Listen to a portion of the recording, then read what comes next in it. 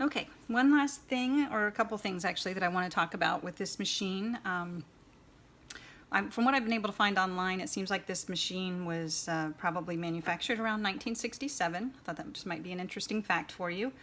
The machine will do straight stitch and zigzag. It actually does 2 zigzag patterns. The way that it does a zigzag, it's not like a modern machine where you just flip a dial or something over on the side or a switch and make it change to zigzag. It actually has what are called cams.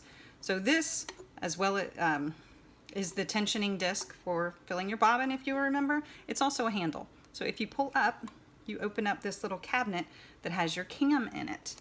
Let me bring you a little bit closer. Hopefully you can see this.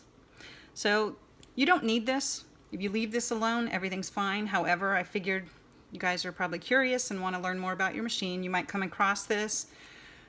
Just want to know what it is. Well, basically, you can, this has a pattern on it, around it, that helps the machine to create that zigzag pattern. If you want to remove this disc, I think you push in here and then you can lift up.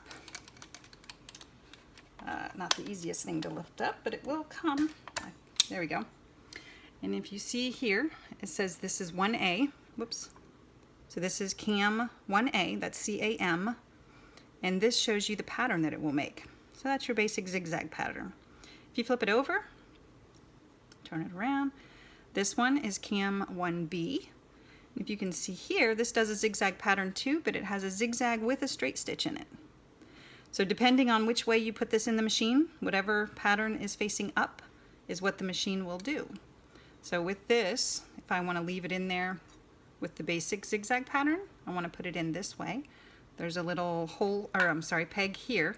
You want to put one of these holes, line it up with that peg, and then pull this back to make it easier to slide on. There you go. And then close the cabinet. Now, if you decide you want to try that pattern, you would have to come over here to the dial that controls the width and change it to a 1, 2, 3, or 4 to give it a width. So for what you're doing with the masks, we want to keep it at 0, so there's no width to it, it's just a straight stitch. Okay, so hopefully that helps. Oh, there are a couple other indicators on this dial. Let me bring you over here. There is an R and an F, and I believe you use those if you're going to start sewing buttons or buttonholes. You'll use these. It's in the manual, which is the last thing I wanted to point out to you. I was able to find the manual for this machine online, so I've printed it out for you. This is a great resource. Everything that I've talked about is in here. So if you have any questions, this is a great place to go. Then, of course, you can always call me and ask questions too. All right, good luck. Bye.